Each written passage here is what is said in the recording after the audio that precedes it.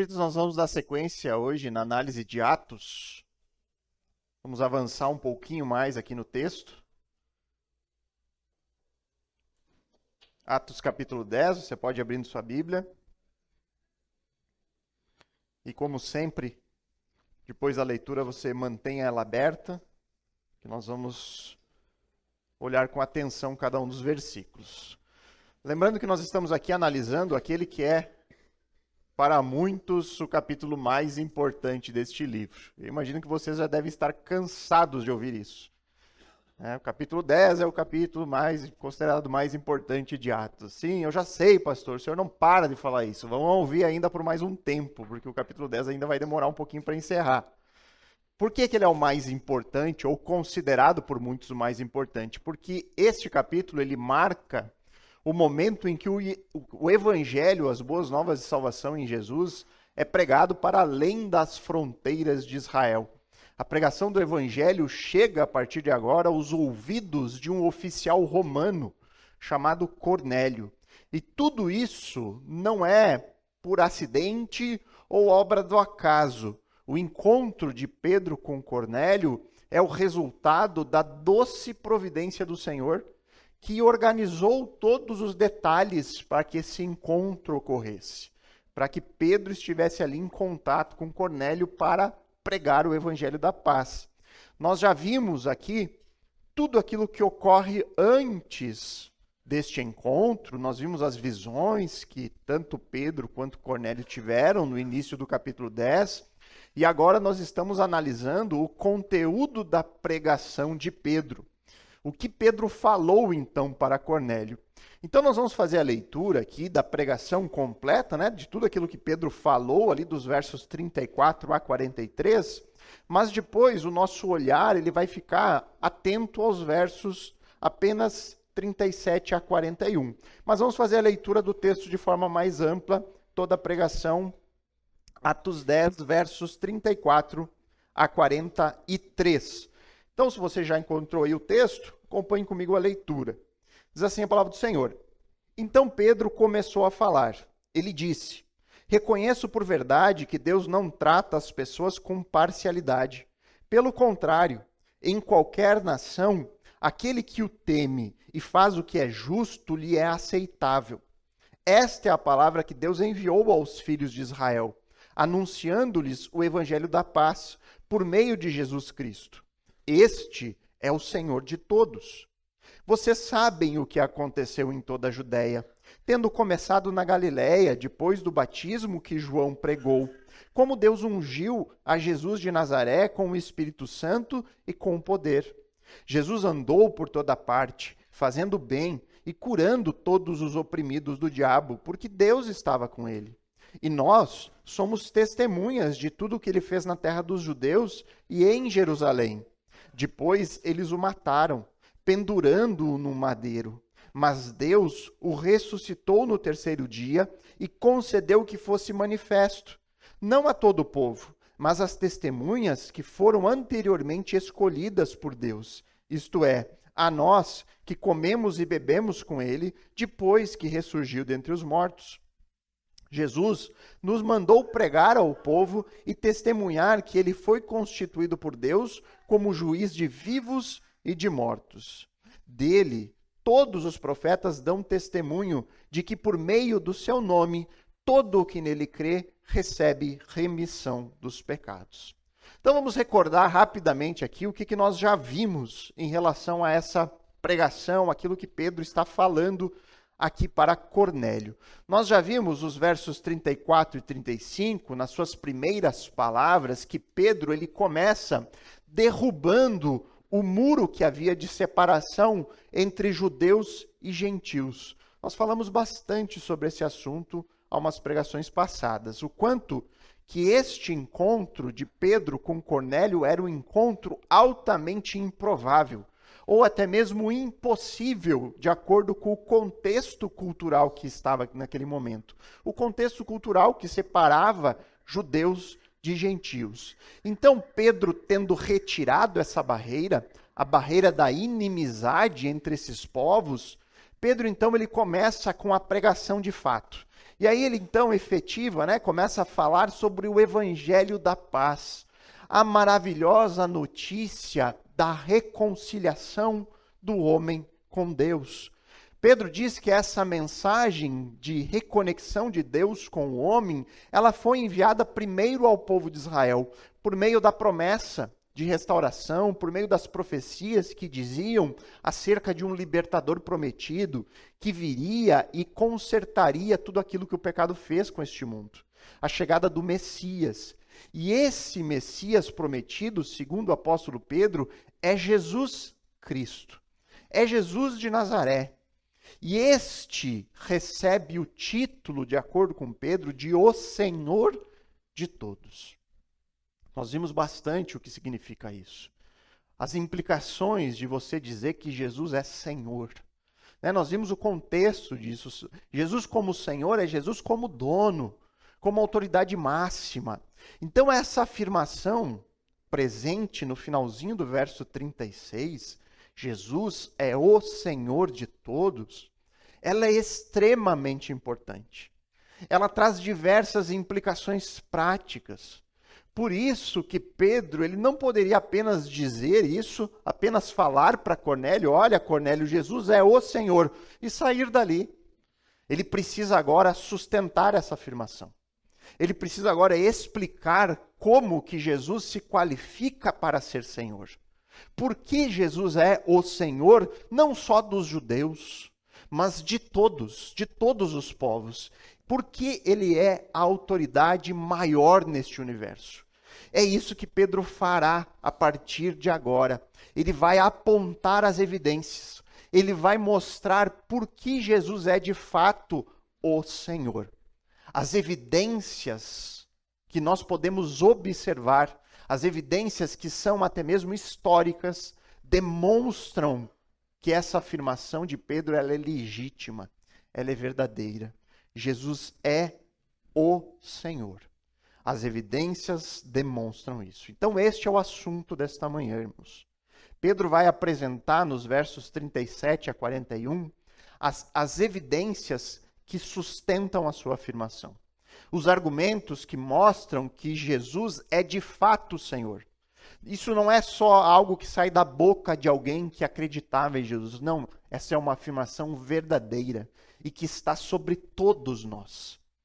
Quer você queira, quer você não queira. Quer você creia nisso, quer você rejeite nisso.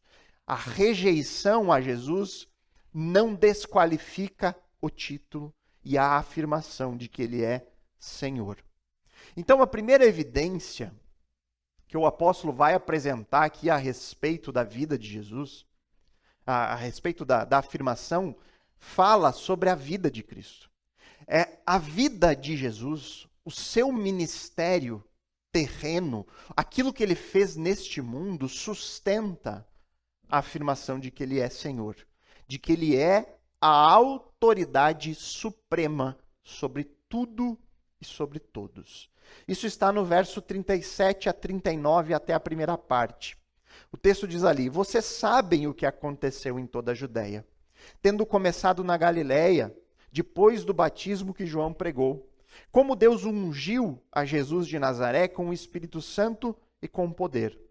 Jesus andou por toda parte, fazendo bem e curando todos os oprimidos do diabo, porque Deus estava com ele. E nós somos testemunhas de tudo o que ele fez na terra dos judeus e em Jerusalém.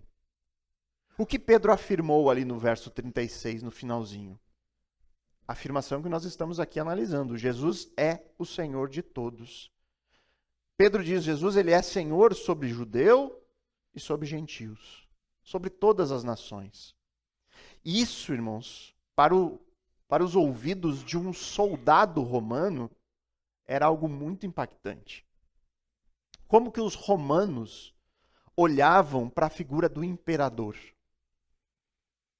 Os romanos olhavam para o imperador romano como o governante sobre todo mundo. Eles não olhavam para o imperador como apenas o governante do Império Romano. Eles olhavam como a autoridade maior sobre todos os povos.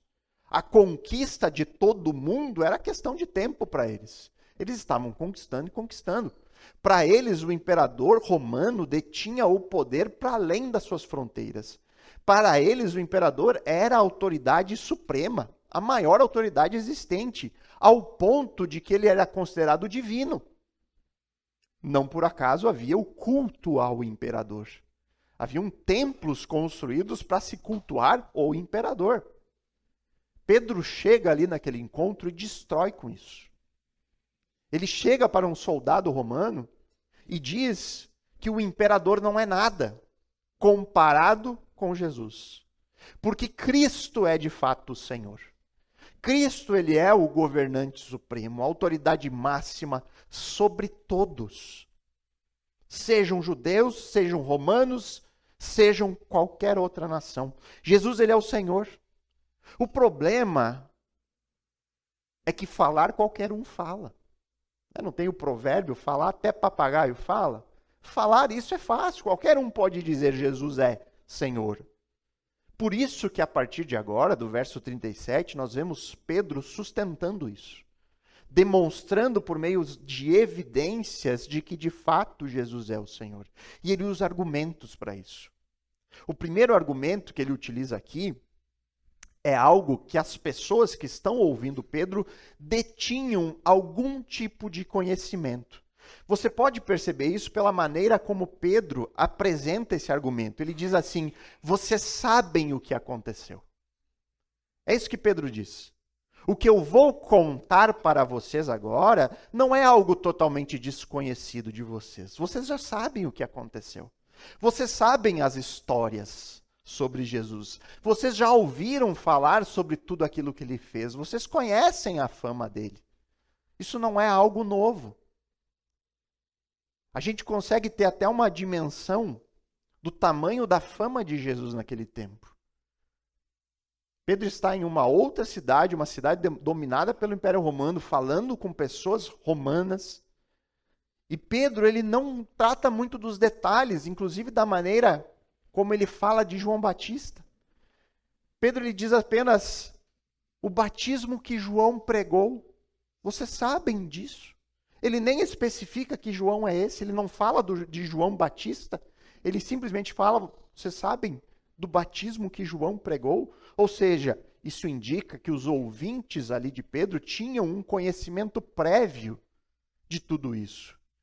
Eles conheciam, inclusive, o ministério de João Batista.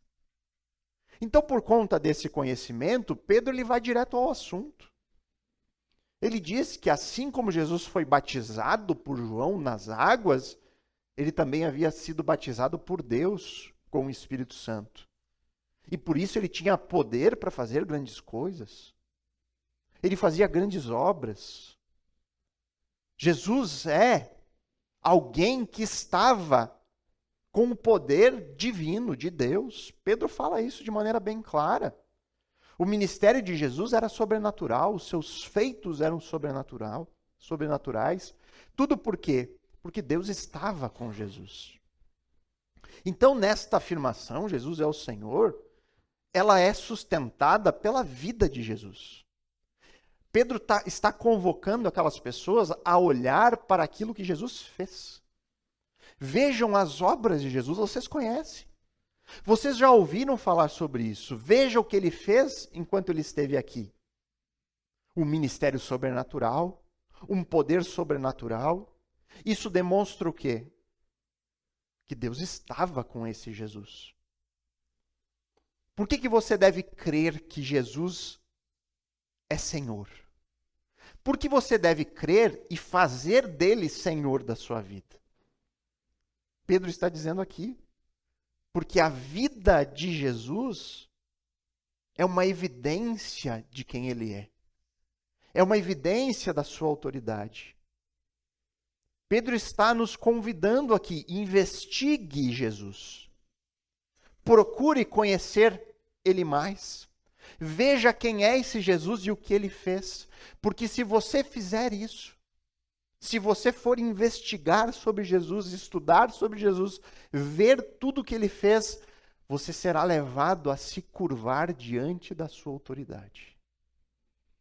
Se você for atrás de Jesus, se você se empenhar de fato a conhecer a Cristo, você vai se ajoelhar diante da sua autoridade incontestável. E eu sei que algumas pessoas poderiam dizer, mas pastor, eu não posso mais ver Jesus. O que eu sei sobre Jesus é que a maioria das pessoas que viram Jesus rejeitaram Jesus. É ou não é verdade? A maioria das pessoas que viram Jesus rejeitaram Jesus. A maioria das pessoas que viram Jesus crucificaram Jesus. E fizeram isso como se ele fosse um mentiroso e um impostor. Por que eu deveria acreditar num pequeno grupo de pessoas, ao invés de ficar do lado da maioria, que vendo Jesus, que convivendo com Jesus, não acreditaram em Jesus. Pelo contrário, mataram Jesus. E de fato essa é uma boa colocação. Por que eu deveria ficar com a minoria? Um pequeno grupinho ali, que diz que Jesus é Deus e que ele é meu Senhor. Quando a maioria disse, não, ele é um mentiroso, mata esse mentiroso. Crucifica esse mentiroso. Irmãos, abram suas Bíblias em Lucas, capítulo 4. Evangelho de Lucas, no capítulo 4. Versos 16 a 30. Lucas 4.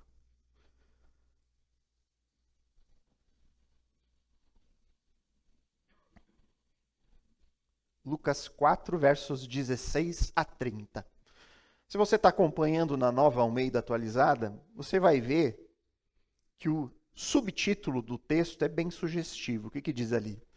Jesus é rejeitado em Nazaré. Esse título aqui não é inspirado, não estava no original, né? É algo que é para nos ajudar a compreender o assunto. Ou seja, o texto que nós vamos ler agora fala sobre a rejeição de Jesus em Nazaré. Onde era Nazaré? O que era Nazaré? Nazaré é o local onde Jesus foi criado, né? Jesus passou a sua infância, ali, a maior parte da sua vida, em Nazaré. Ou seja, é um texto que fala da rejeição de Jesus no lugar onde ele cresceu, onde pessoas acompanharam a sua vida de perto. Vamos ver o que diz sobre esse texto aqui. Olha só o texto, verso 16 a 30. Jesus foi para Nazaré, onde havia sido criado. Num sábado, entrou na sinagoga, segundo o seu costume, e levantou-se para ler. Então lhe deram o livro do profeta Isaías. E abrindo o livro, achou o lugar onde está escrito: O Espírito do Senhor está sobre mim, porque ele me ungiu para evangelizar os pobres. Enviou-me para proclamar libertação aos cativos e restauração da vista aos cegos, para pôr em liberdade os oprimidos e proclamar o ano aceitável do Senhor. Irmãos, é importante contextualizar que Jesus está aqui fazendo uma leitura em Nazaré em um momento onde a fama de Jesus já havia se espalhado. As pessoas já sabiam do que Jesus já havia feito em alguns lugares. Algumas pessoas já estavam dizendo que ele era o Messias prometido. Então ele volta para o seu lugar onde ele foi criado, e ele está ali lendo um texto messiânico, um texto que fala sobre a vinda de Jesus. Olha a reação das pessoas diante da leitura. Tendo fechado o livro, Jesus o devolveu ao assistente e sentou-se. Todos na sinagoga tinham os olhos fixos nele. Todo mundo começou a olhar, o que ele vai dizer agora? Ele lê um texto do Messias, estão dizendo que ele é o Messias, mas ele é aquele menininho que estava correndo aqui no meio de nós. Era aquele menininho que estava aí jogando bola.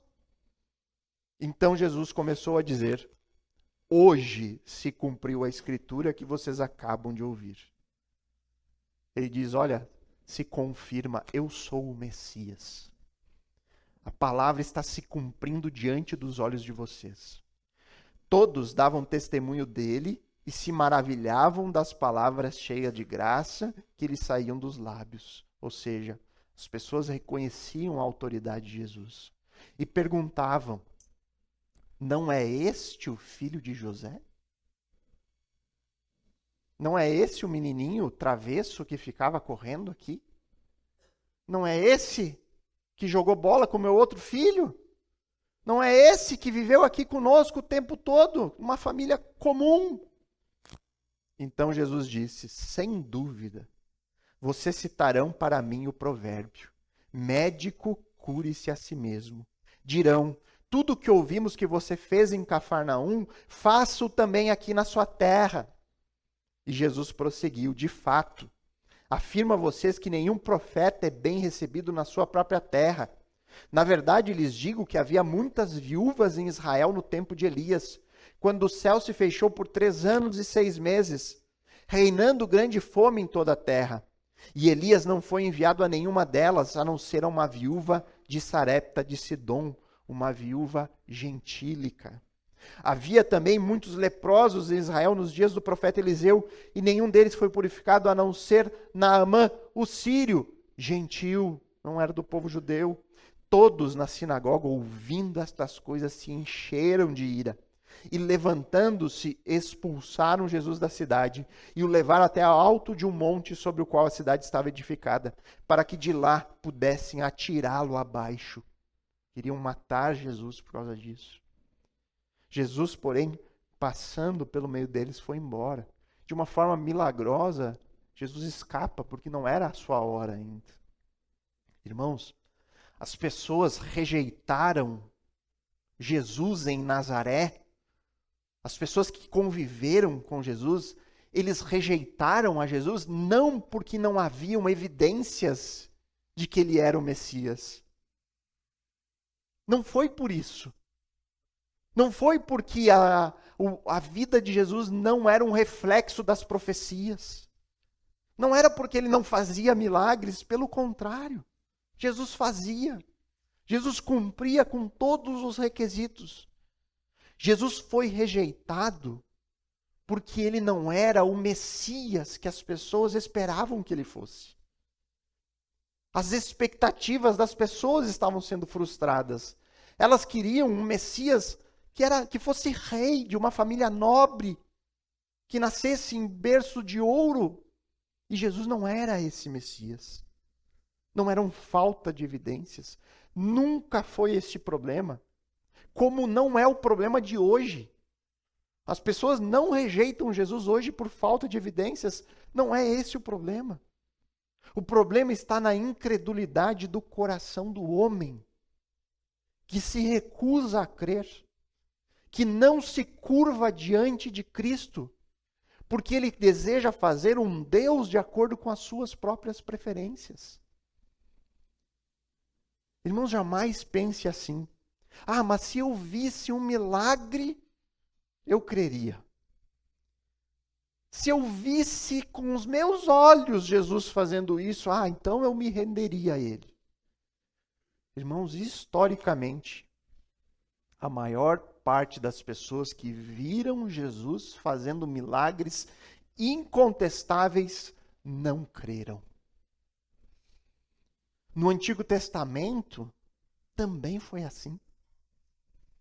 Nenhuma geração viu tantos sinais e milagres com os seus próprios olhos do que aquela geração que foi liberta do cativeiro no Egito. Nenhuma geração viu tantos sinais. Presença de Deus. Nenhuma viu tanto. E o que essa geração fez? Logo depois que saiu do Egito, ela construiu um falso Deus de acordo com as suas preferências. Eles construíram um Deus de acordo com os deuses dos outros povos, semelhante aos deuses dos outros, e se curvaram diante de uma estátua. Por isso, queridos, que ver não é garantia de nada. Não é garantia de nada. Ah, mas se eu visse um grande milagre, eu creria. Não. O que nós precisamos é de um coração novo. O que nós precisamos é de regeneração. Algo que só é capaz com a ação sobrenatural de Deus. Nós precisamos de um coração capaz de seguir as evidências. Capaz de amar a Deus e de obedecer os seus mandamentos. Nós precisamos de uma obra sobrenatural do Senhor. E nós precisamos clamar por isso. Senhor, muda o meu coração. Me faz poder crer nas evidências. Me faz poder chamar Jesus de meu Senhor e viver de fato com aquilo que são as implicações disso. Então Pedro aqui, ele inicia sustentando que Jesus é Senhor com base na vida de Cristo, no seu ministério terreno. E aí, será que nós hoje, ao olharmos para aquilo que Jesus fez na história, será que nós hoje, ao olhar para a vida de Jesus, para o que ele fez, isso é suficiente para nos fazer crer que Jesus é o meu Senhor? Será que isso basta? Se isso não é suficiente para você, vamos em frente. Os argumentos não param nisso. Agora Pedro cita um outro argumento. Ele cita a morte de Jesus. No final do verso 39, volte lá para Atos 10. Atos 10, finalzinho do verso 39.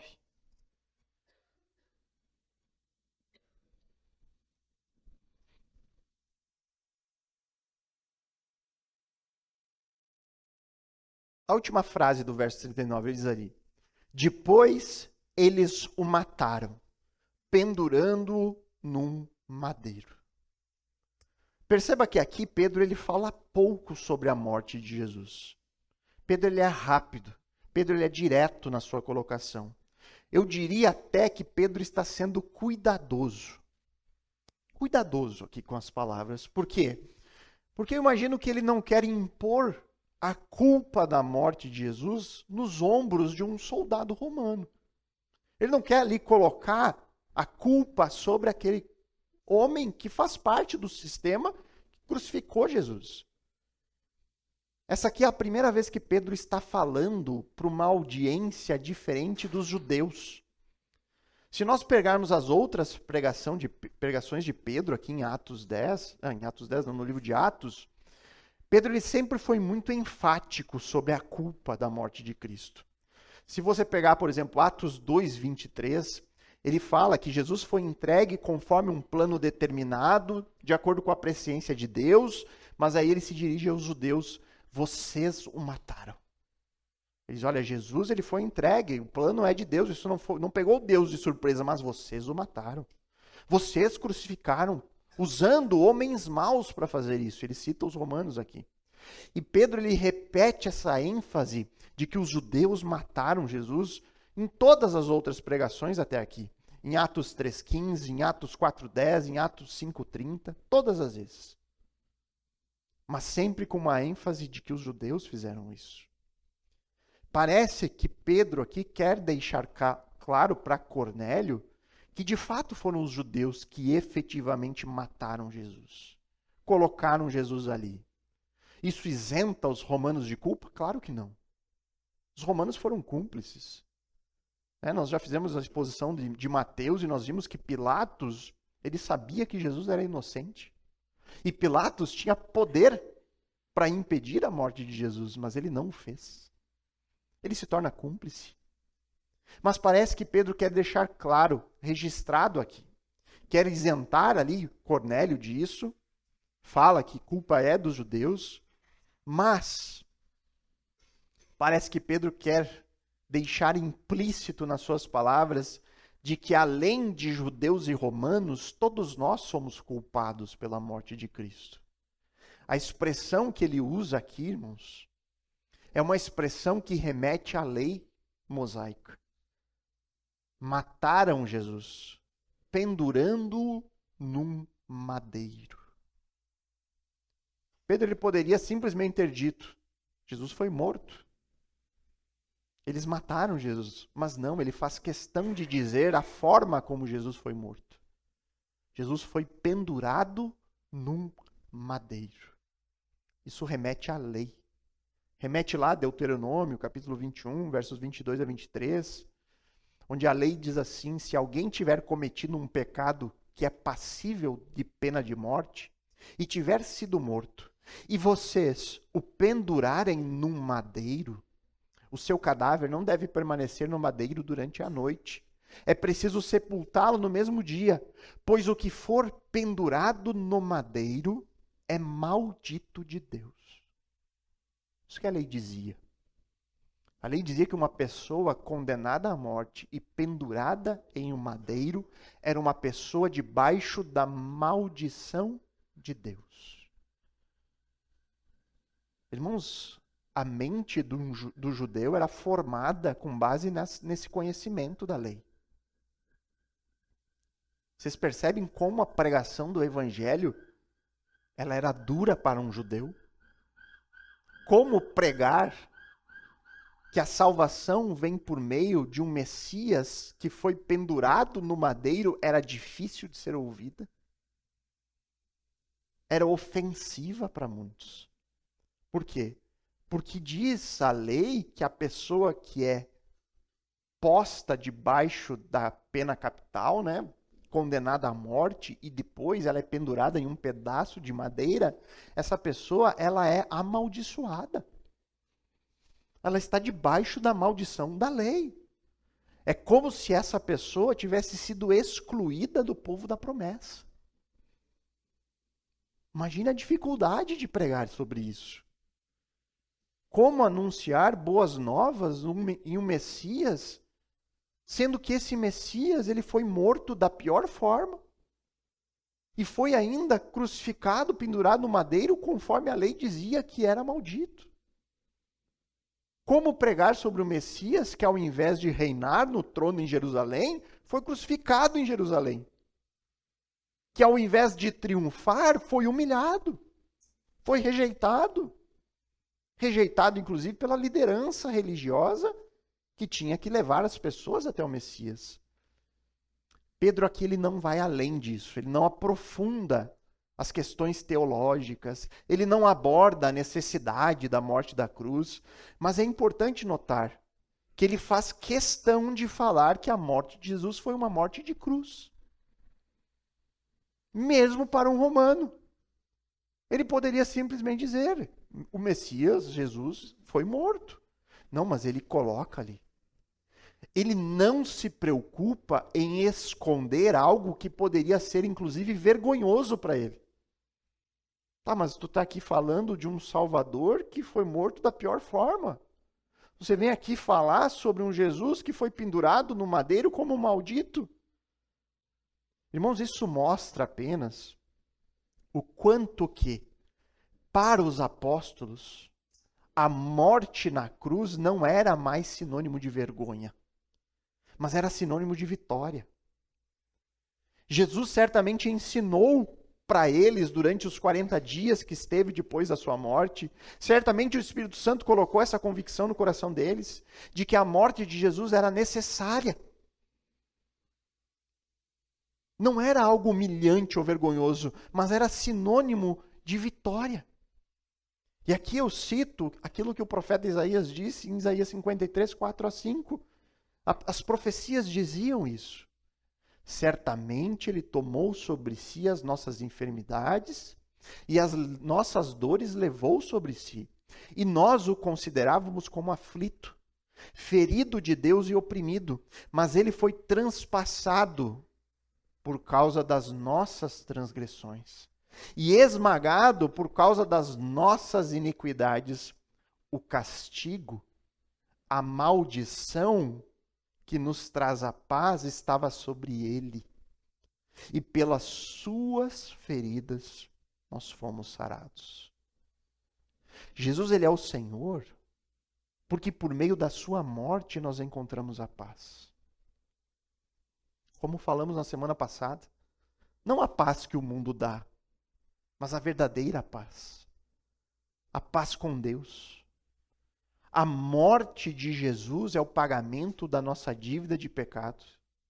Por meio da sua morte violenta, por meio da maldição do qual ele foi colocado lá, nós encontramos vida.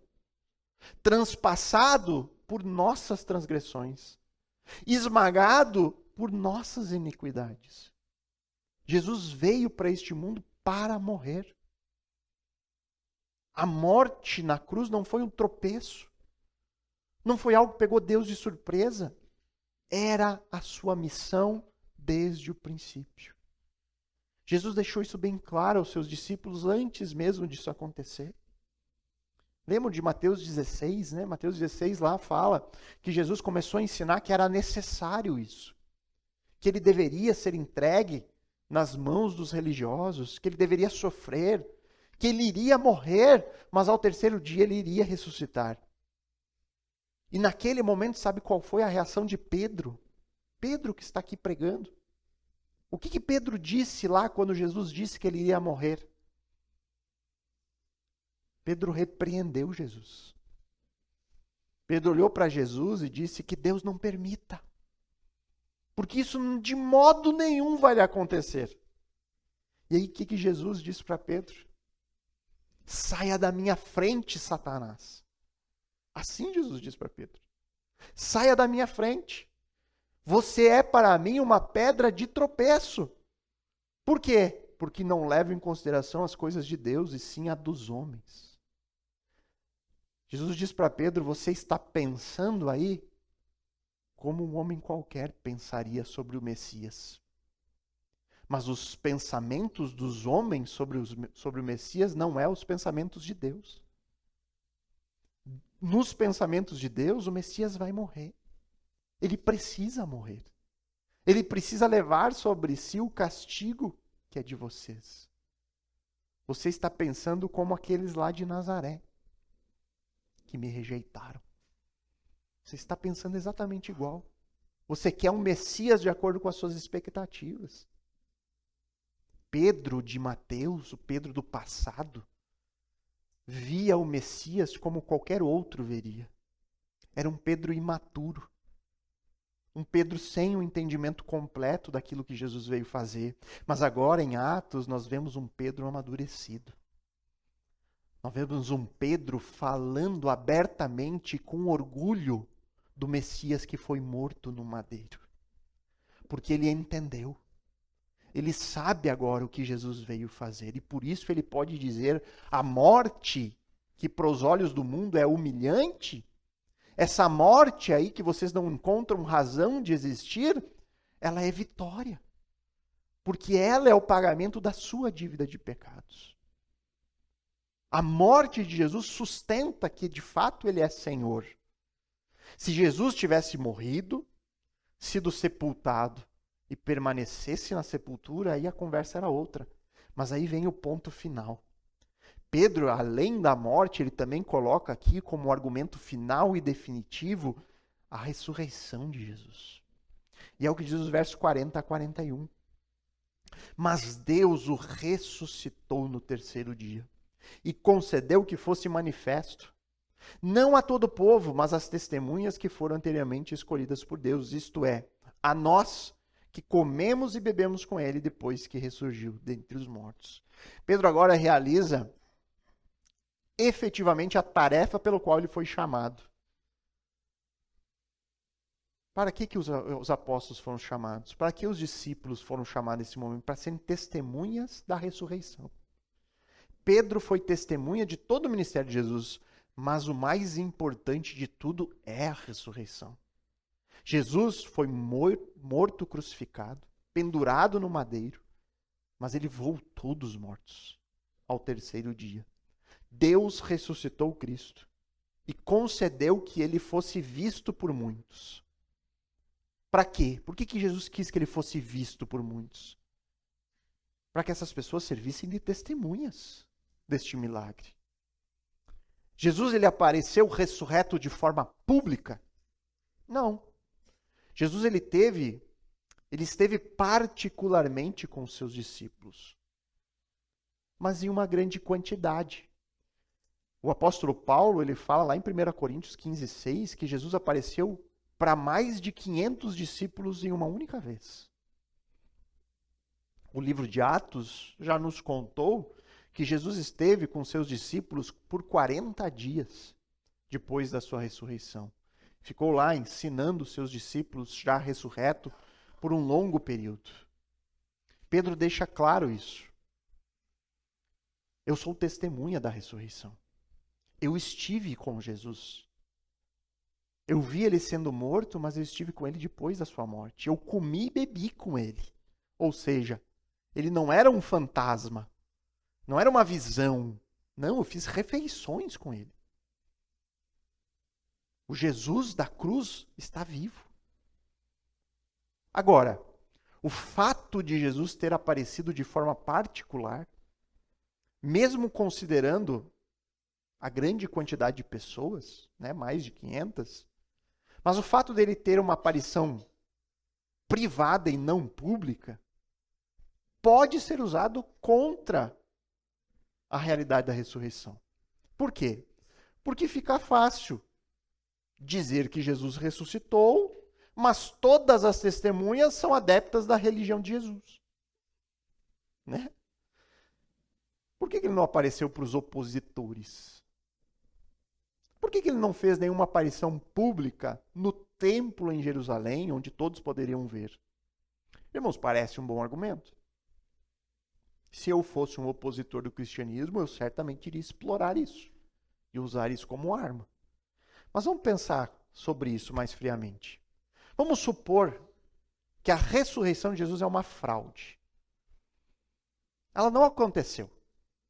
Pedro está aqui, diante de Cornélio, contando uma mentira. Ele não está contando a verdade, ele está contando algo que nunca existiu. Ele sabe que nunca aconteceu. Ele precisa ser convincente para sustentar a sua mentira. Mas o que ele faz? Ele expõe algo que pode ser usado contra ele. Mas Deus ressuscitou no terceiro dia e concedeu que fosse manifesto. Pedro, para aqui, Pedro. Se isso é mentiroso, não vai além disso. Diz que ele apareceu. Olha, Jesus apareceu para um monte de gente. Acredita em mim. Mas ele diz, olha, ele não apareceu para todo mundo. Ele explica. Olha, Cornélio, ele não apareceu para todo mundo, mas só para testemunhas que ele mesmo escolheu. Pedro fala. Não, Pedro. Sustenta essa mentira melhor. Só fala que ele apareceu, não diz nem quem são essas pessoas. Por que Pedro não vê problema em falar isso? Ele não vê problemas porque essa é a verdade, simples assim. Pedro está contando aqui algo que de fato aconteceu, que Jesus, de forma proposital, não apareceu diante de nenhum dos seus opositores. Ele não apareceu aos sacerdotes porque ele não quis. Ele não apareceu para os fariseus porque ele não quis. Ele não apareceu no Sinédrio. Podia ter aparecido numa reunião do Sinédrio. Chega lá os mesmos que condenaram ele chega lá ressurreto e diz, está aqui, vocês queriam a prova? Está aqui, sou eu, ressurreto. Ele não apareceu nem para os romanos, Pilatos ou alguém assim. Deus não quis. Deus não quis que isso acontecesse, mas por quê?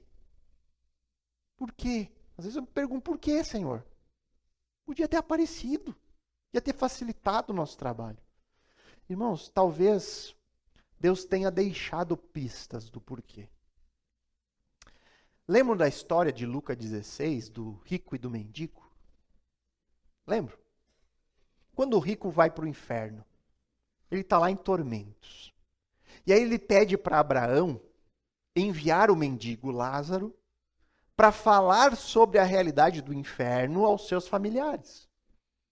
Ele implora isso para Abraão. Abraão, eu estou aqui no inferno, o inferno é real, eu não acreditei nisso. Mas agora não tem mais volta para mim. Por favor, ressuscita Lázaro e manda ele ir lá na casa dos meus parentes, dos meus pais, dos meus amigos. Manda ele lá falar a verdade, porque se Lázaro ressuscitar, eles vão acreditar. Qual a resposta de Abraão? Abraão disse assim, se eles não ouvem Moisés e os profetas, também não vão se deixar convencer, mesmo que ressuscite alguém dos mortos. Parece que Jesus já deixou a pista do porquê. Parece que a incredulidade do coração, ela não pode ser desfeita apenas quando alguém vê algo milagroso. Lembram também de Mateus 28, versos 11 a 15, que conta sobre os soldados que estavam fazendo a vigia da sepultura de Jesus? Lá o texto diz que os soldados viram tudo o que aconteceu da saída do túmulo, a luz, o anjo, eles viram tudo, eles viram a ressurreição. E eles foram buscar os sacerdotes, foram procurar os sacerdotes para contar o que havia acontecido. E aí eles contaram tudo aquilo que eles viram, apavorados. O que os religiosos fizeram? Eles ouviram o relato da ressurreição. Eles se converteram. Eles se arrependeram. Meu Deus, nós crucificamos o Messias. Era de fato ele. Não, eles subornaram os soldados. Eles deram dinheiro para os soldados. Olha, vem cá, vamos conversar aqui em particular. Pega aqui um dinheirinho e fala que os discípulos vieram e roubaram o corpo de Jesus. Conta isso para eles. E essa história se espalhou entre os judeus. Ou seja, os religiosos sabiam da ressurreição. Mas não foi suficiente para quebrar com a incredulidade do coração deles. O fato é, Jesus apareceu apenas para um grupo escolhido de pessoas. Por quê? Porque essas pessoas creriam.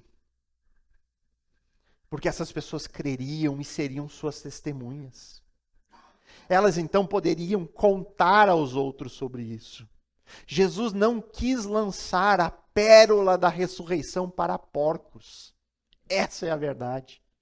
Jesus não quis lançar o maior milagre de todos, a maior beleza deste mundo, diante de pessoas endurecidas nos seus pecados, incrédulas. Aquela geração toda que rejeitou a Cristo e crucificou a Cristo, não seria salvo por ele. Estava condenado pelos seus próprios pecados e pelo seu ódio contra Jesus. Jesus já havia feito milagres demais, suficientes, e mesmo assim eles não creram. Eles crucificaram Jesus. Irmãos, a ressurreição, ela é um fato público e histórico. A ressurreição é um fato histórico. A ressurreição de Jesus é o pilar que sustenta o cristianismo. É o pilar que sustenta o que Pedro disse. Jesus é o Senhor. De tal forma que o apóstolo Paulo ele chega a dizer em 1 Coríntios 15:14 que se Cristo não ressuscitou, é vã a nossa pregação e é vã a fé que vocês têm. É vã, não serve para nada. Se Jesus não ressuscitou, não serve para nada a pregação do Evangelho. Se alguém quiser destruir com o cristianismo, basta mostrar que Jesus não ressuscitou. E aqui eu quero dar ênfase nisso, irmãos. Eu quero que você fique atento a isso. Se a ressurreição é real, se Jesus ressuscitou, então tudo o que ele disse e tudo o que os seus discípulos ensinaram é verdadeiro. É verdade. Se Jesus ressuscitou, você tem que lidar com as palavras de Jesus. Mesmo que você não queira fazer isso. Você um dia prestará contas da sua vida a Ele. Crendo ou não crendo. Se Jesus ressuscitou, esteja certo. Um dia você estará diante do Senhor prestando contas da sua vida. Agora, se Jesus não ressuscitou, tudo não passa da maior mentira já inventada neste mundo. E nós estamos aqui só perdendo o nosso tempo. Se Jesus não ressuscitou, nós estamos aqui perdendo tempo, irmãos. Nós devíamos estar em casa, no quentinho, comendo pinhão, tomando chocolate quente, qualquer outra coisa, menos aqui. Essa é a real. E diga-se de passagem, né? Foi a mentira mais bem contada da história, né? É a primeira mentira de perna longa. Porque toda mentira tem perna curta, né? Ela não vai muito longe, ela logo tropeça, cai e já morre. Não, essa teve pernas gigantescas, porque elas trouxeram essa mentira há 2000 anos depois. Nós estamos aqui. Se é mentira, que mentira de perna comprida. Você pode crer ou não crer nisso. Você pode. Você pode crer ou não crer naquilo que Pedro está dizendo para Cornélio. É sua decisão. Você pode rejeitar o testemunho do apóstolo. Você pode tranquilamente achar que tudo que está escrito aqui, tudo que Pedro falou é mentiroso, que a ressurreição nunca aconteceu, que Jesus não é Senhor de coisa nenhuma. Você pode pensar assim. Muitos pensam assim. O mundo está cheio de pessoas que pensam assim. Agora, raciocine comigo. Se a ressurreição não aconteceu, qual é a história verdadeira por trás deste personagem histórico chamado Jesus de Nazaré? O que aconteceu com ele depois da sua morte? Como que uma história mentirosa conseguiu ser sustentada por tanto tempo? Ao longo dos anos, muitas teorias foram tentadas para explicar o que aconteceu com Jesus. Muitas teorias foram propostas para tentar explicar o que aconteceu com Jesus de Nazaré. Se Jesus não ressuscitou, o que aconteceu? Como explicar o túmulo vazio? Como explicar a ausência do corpo? E mais uma vez eu reforço, você é livre para acreditar no que você quiser. Você pode crer no testemunho de Pedro, no testemunho dos outros discípulos, que dizem, nós vimos, nós estivemos com ele, nós comemos com ele, ele esteve conosco por 40 dias depois da sua morte. Você pode crer nisso, no que os apóstolos falaram, no que a Bíblia relata, ou você pode crer nas outras hipóteses. Hipóteses que se propõem dar um fim nessa mentira. E eu vou dar as suas opções aqui. Vou dar todas as opções que você tem. Primeira opção, a ressurreição é real. Primeira opção que você tem, acreditar no relato bíblico. É um relato verdadeiro. Qual o problema de crer nisso? Qual o problema de crer que Jesus ressuscitou? O problema é que você vai ter que lidar com o que Jesus falou. Esse é o problema aqui. O problema não é a ressurreição em si, mas o fato de que ela autentica as palavras de Jesus e dos apóstolos. O que eu faço então com o que Jesus ensinou? Eu creio que ele ressuscitou, mas eu não creio no que ele disse? Não, eu preciso então crer no pacote completo. Você vai ter que lidar com as consequências de crer nele. Agora, se você não crê, quais são as opções para fugir da ressurreição? Opção 2, a teoria do desmaio. O que aconteceu com o corpo de Jesus? Você pode acreditar que Jesus de fato ele não morreu na cruz. Que ele só desmaiou por conta do sofrimento intenso. E que assim que ele foi colocado no túmulo, ele então recobre a consciência, ele se recupera e ele sai do túmulo por conta própria e aí ele retorna ao convívio dos seus discípulos. Teoria do desmaio. Você pode acreditar nisso. Jesus não morreu. Ele só desmaiou, foi sepultado, se recuperou dos ferimentos e depois voltou à vida. Qual o problema disso? Irmãos, escutem médicos e historiadores falar da crucificação. Um romano não deixaria uma pessoa descer viva da cruz. Jesus, ele foi flagelado. Ele foi pregado, literalmente pregado numa cruz. E ele foi perfurado com uma lança antes de descer de lá. A ideia de que ele poderia sobreviver e sair do túmulo é altamente improvável. Você vai precisar de mais fé para crer nisso. Opção 3, a teoria do roubo. A teoria que foi contada no tempo de Jesus. Os discípulos roubaram o corpo de Cristo. Qual é o problema disso? O problema é que o relato diz que o túmulo estava sendo guardado por soldados romanos. O registro histórico nos diz que os discípulos estavam com muito medo do que havia acontecido, estavam escondidos, atemorizados com a situação. Altamente improvável que eles tivessem coragem ou capacidade de roubar o corpo que estava sendo guardado por soldados. Mais uma vez, você precisa de mais fé para crer nisso. Quarta opção, a teoria da alucinação. Alguns críticos dizem que os seguidores de Jesus tiveram visões ou alucinações coletivas, que eles viram de maneira simplesmente alucinógena, né? Não sei se naquele tempo tomavam algum chá de cogumelo, alguma coisa, mas eles acreditaram de forma errada de que eles tinham visto Jesus ressurreto. Essa é mais uma opção que você pode crer, eles tiveram alucinações. Qual o problema aqui também? Irmãos, especialistas neste assunto dizem que alucinações são experiências individuais, raramente coletivas, quanto mais em um grupo de mais de 500 pessoas ao mesmo tempo. Isso é, mais uma vez, altamente improvável. E, mais uma vez, você tem que ter mais fé para acreditar nisso do que na ressurreição. Opção 5. Teoria do túmulo errado. Também existe.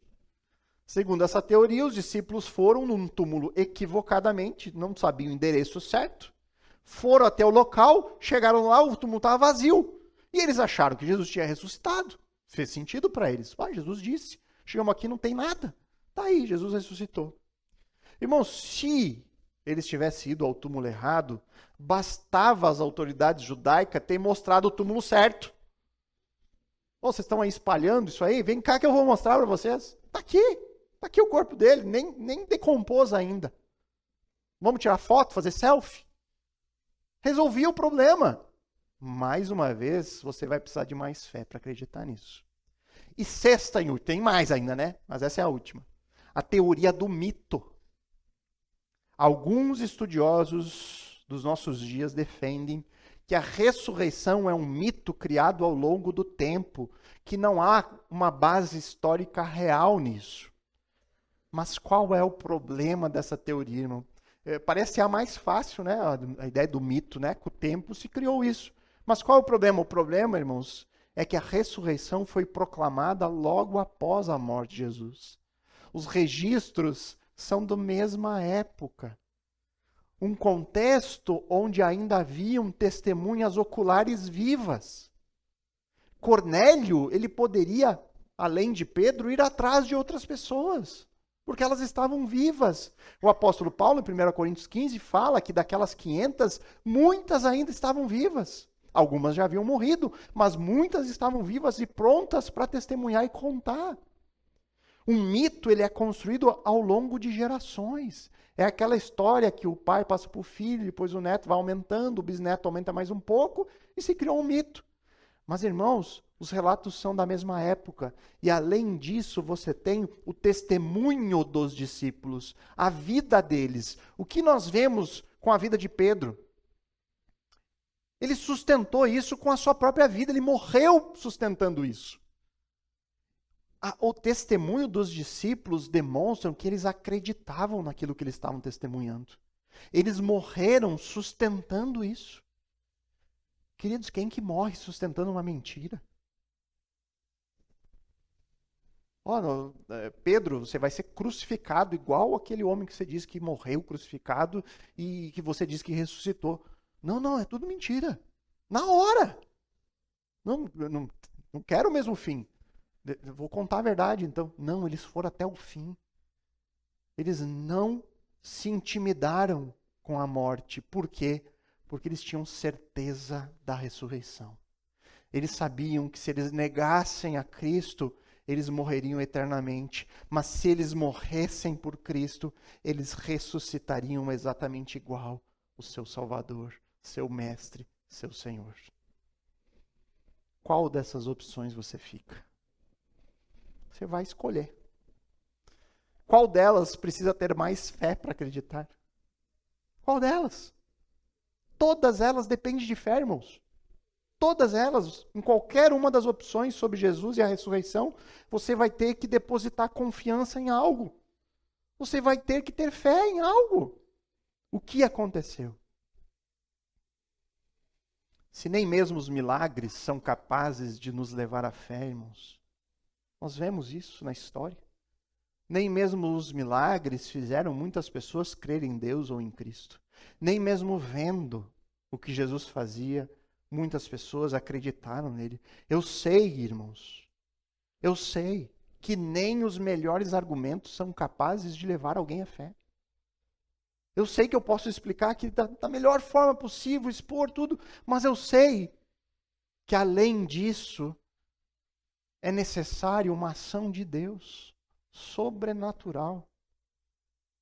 Mas eu acredito, irmãos, que a boa argumentação vai quebrando algumas barreiras.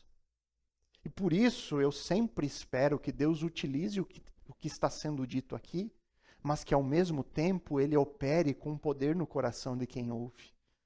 Para que aí então, junto, a palavra e o Espírito possa nos convencer a seguir as evidências. Isso é incrível, irmãos, porque o coração do homem corrompido, ele olha para este mundo, a perfeição do universo, a beleza da criação, ele olha para isso e diz: não há Deus. Isso é tudo obra do acaso. Deus não existe. Isso é o resultado de uma explosão. Irmãos, isso é para você ter uma noção de como é o nosso coração, do tamanho da corrupção, onde aquilo que é claro, visível, o ser humano rejeita. Da mesma forma o relato bíblico. É tão óbvio que as evidências levam para a veracidade do que nós temos aqui, mas mesmo assim muitos dizem, é mentira. Isso não existe. Portanto, que o Senhor venha a nós com o poder do seu Santo Espírito, nos convencendo daquilo que é óbvio, que Ele é Senhor. Para concluir, irmãos, um dos meus capítulos favoritos nas Escrituras, o capítulo 10 do Evangelho de João. Neste capítulo, Jesus ele diz que Ele é o bom pastor. Ele afirma, olha, eu sou o bom pastor, eu dou a minha vida pelas minhas ovelhas. E aí, em um determinado momento, Jesus diz assim, João 10, versos 17 a 18, por isso o Pai me ama, porque eu dou a minha vida para recebê-la outra vez. Ninguém tira a minha vida. Pelo contrário, eu espontaneamente a dou. Tenho autoridade para entregá-la e também para reavê-la. Esse mandato recebi de meu Pai.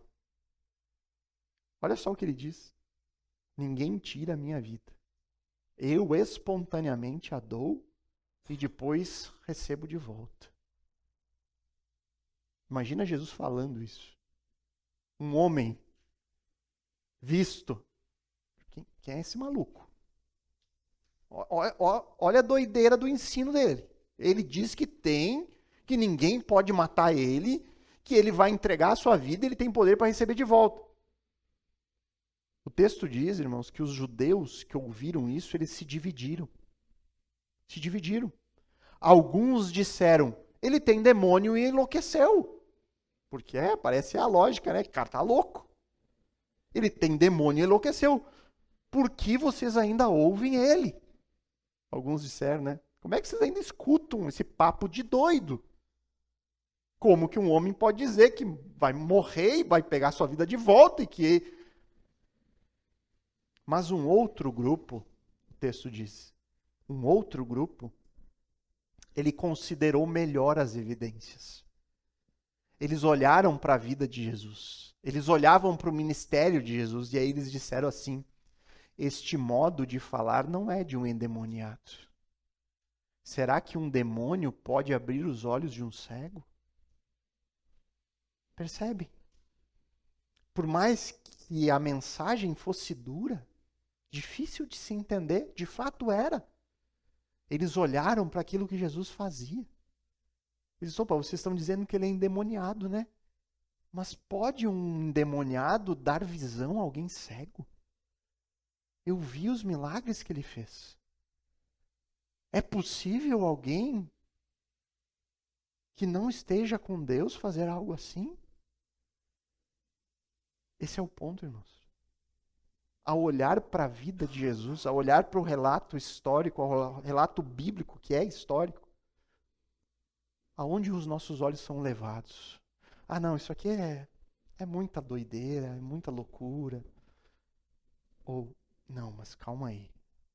Quem foi Pedro? Como foi a sua vida? A Bíblia é de fato algo fidedigno, ela sofreu alterações, não sofreu. Vá atrás das evidências. E aí eu vou repetir a pergunta da semana passada e então encerro com uma oração. Ao olhar para as evidências, ao analisar os argumentos que Pedro apresenta diante dos seus convidados, argumentos que sustentam a afirmação do verso 36, diante do que foi dito, diante de analisar a vida, a morte e a ressurreição de Jesus, quem é Jesus para você? Quem é Jesus para você? Crendo ou não, saiba que a sua resposta interior a isso, de acordo com o que a Bíblia ensina, determinará o seu destino eterno. Quem é Jesus para você? Vamos orar.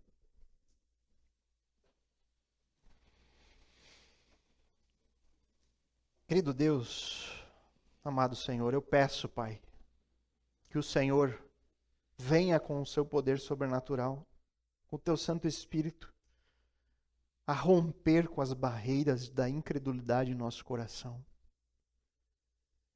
Que não sejamos enganados pela mentira, jamais, Senhor, mas que a verdade nos guie.